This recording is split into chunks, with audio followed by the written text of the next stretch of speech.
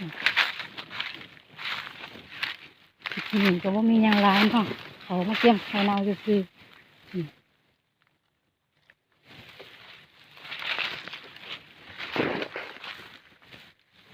เกี่ยมไข่เน่าไปตั้งใส่มะขามดีดลงมาได้พวกมัน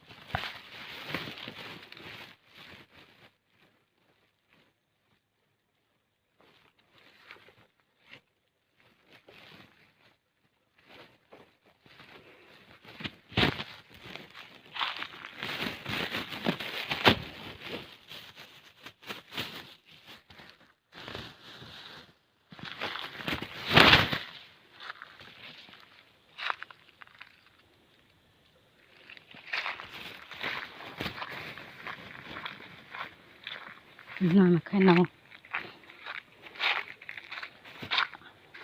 เก็บไปตำใจมะขามดีด